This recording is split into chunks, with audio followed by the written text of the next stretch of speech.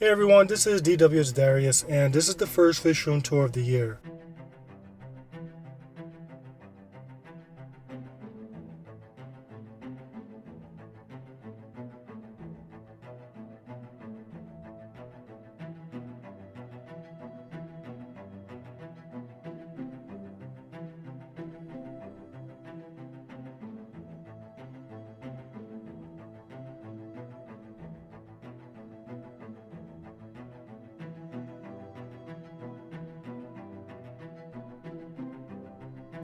There's been quite a few changes to some of my aquariums, some intentional, some not so intentional.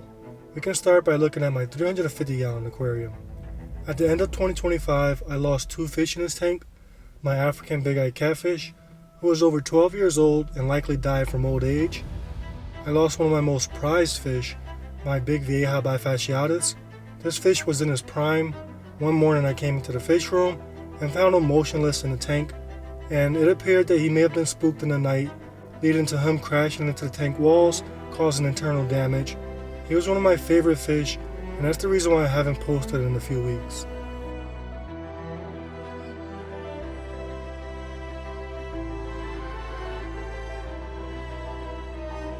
Since then, the tank has been doing well.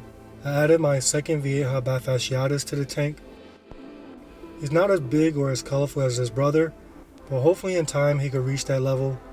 My black belt cichlid is the top ranking male in the tank, but he doesn't show his best color because he's terrified of the female jaguar/dovey hybrid, who is currently the most dominant fish in the tank. The female Feste cichlid is next in the hierarchy after the bifasciatus. She looks good but doesn't show her best color, likely because the jaguar is extra aggressive towards her. I'm always tempted to rehome the jaguar because her aggression far exceeds everyone else's. However, I've learned to pick my poison. Without her, the Vieja would do far more damage to each other than what she would do to them. Vieja are aggressive towards each other because they see each other as competition, and their goal is to eliminate the competition. This jaguar is equally aggressive to every fish in the tank because she's just evil, so her aggression is more balanced throughout the tank. So even though her aggression is annoying, I do believe that without her, this tank would be worse. I have three female Vieja cichlids, my Vieja fenestratus, Vieja zonatus, and Vieja senospilum. They are all pretty chill, with the zonatus being my favorite. The Criboheros rostratus does a good job keeping the substrate clean, and the silver dollars are a nice contrasting color compared to the other fish. I wish the vibes in the tank were a little more peaceful, but considering the nature of these fish, it's not bad.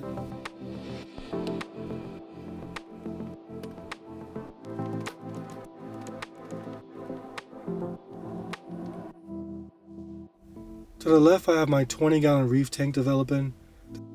This tank is extremely low tech. I'm only using a heater, a wave maker, and reef lights on this system. My goal is to allow the macroalgae and live rock to keep this reef alive. With these type of tanks, it's critical that you don't rush. This tank has been running for almost 2 months. I've been using this time to build bacteria, microscopic life in the form of copepods, and to grow a nice carpet of caulerpa. I just added larger forms of life in the form of snails and hermit crabs, and I added an anemone from the main reef tank. The goal is to transfer all the anemones from my main tank along with the clownfish within this third month.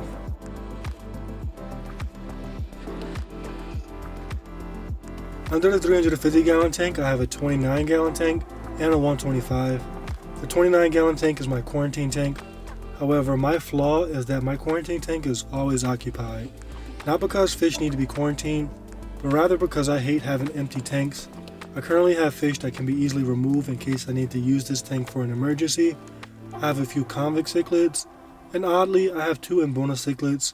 I do have a goal for the Mbona, and I'll reveal them in a future video.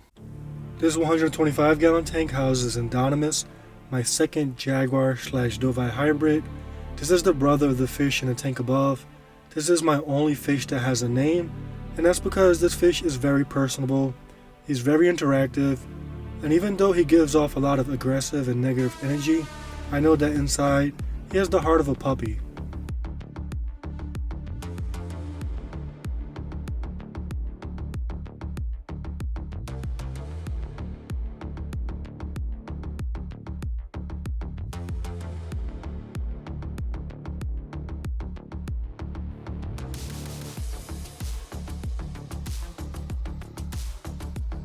I gave him this DIY cave to sleep in, and originally I had it long ways in the tank so that he had enough space to swim around it, but he turned it around so that he could watch me from inside the cave.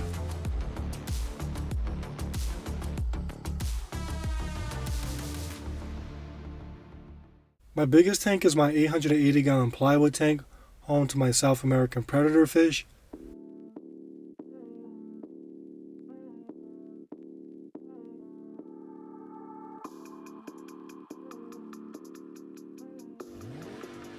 Above the tank I have a canopy of plants that grow aquaponically in the tank.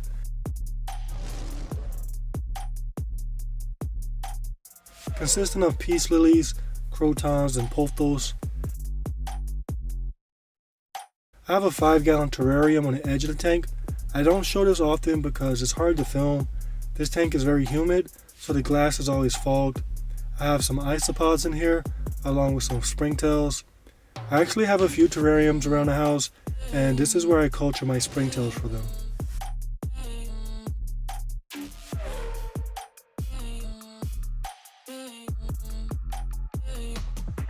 Inside of the 880-gallon aquarium, we have my peacock bass collection.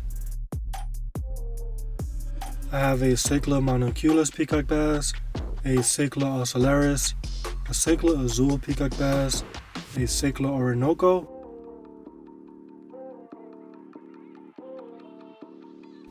and the biggest, my Cichla tamensis peacock bass.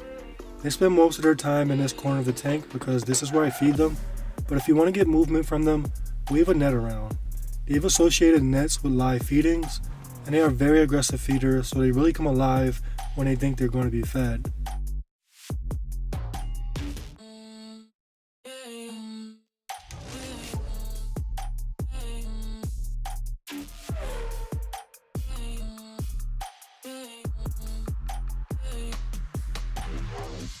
Besides that, I have a male feste cichlid in here who's about 13 inches now, and 2 4-line pictus catfish.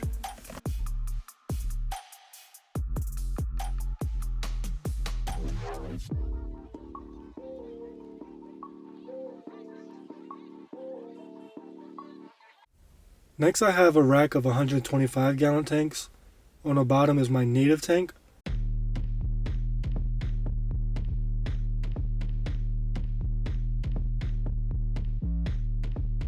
I have a school of rosy red minnows. I have 5 long-eared sunfish, but only this dominant male is showing their signature colors.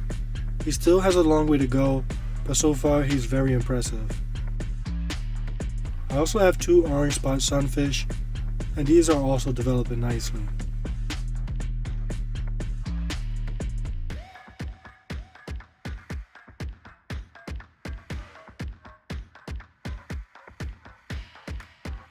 Above, this tank is being dominated by oddballs. I have 6 silver dollars, 4 banded leporinas, 2 strawberry leporinas, giant danio, and an African tiger's cat. I have a Viejas Naspilla melanura cichlid in here, along with an Escondido carpenter cichlid. And finally, I have 3 black chin tilapia cichlids. Eventually, I would like to move some fish from this tank, but I'm not sure which fish would be the best move. Initially, the plan was to move the banded leporinas to my 350-gallon tank, but now I'm considering moving the cichlids there, or maybe the silver dollars. At the moment, I'm not sure, but hopefully in the months to come, the best option becomes clear.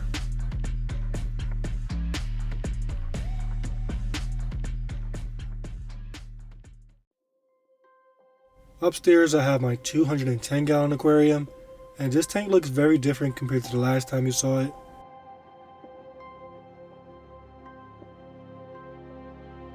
I was forced to rip out most of the plants that were growing above the tank because the roots in the tank were so thick they were becoming a nitrate trap within the tank. The tank is much brighter without the canopy of plants, but it's not bad. The fish have more swimming space, and you can appreciate the colors of the rainbow fish more. I decided to add my electric blue jack Dempsey to this tank. Hopefully he keeps the peace. I also have 5 clown loaches in this tank, but they only come out when I feed the tank.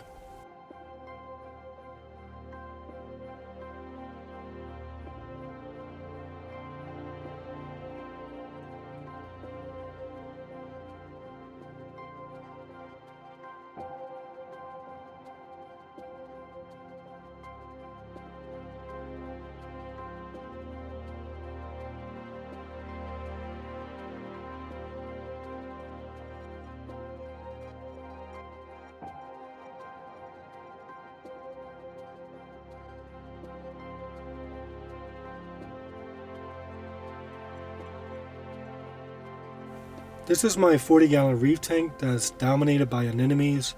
Over the next few weeks, I'll be removing them from this reef tank to the reef tank that you saw earlier. Once the anemones are gone, I'll replace them with colorful corals.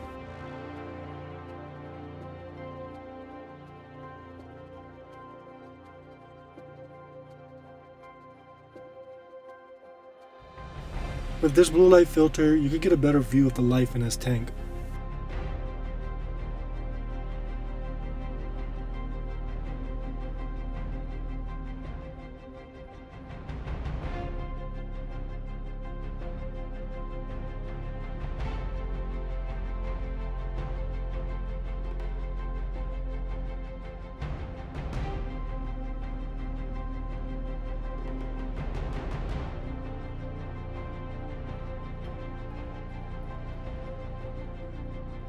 Lastly, these two 20-gallon tanks are no-tech tanks.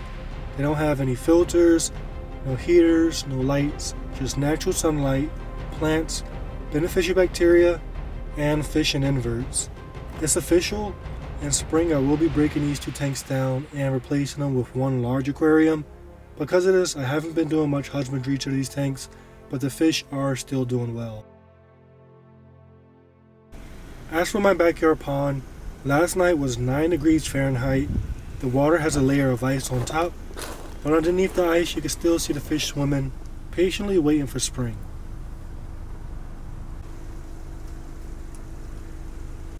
That's been a look at my fish room as of today. If you've watched the video up to this point, thank you. If you have any video suggestions, let me know in the comments below. Thanks for watching, and I'll catch you on the next one.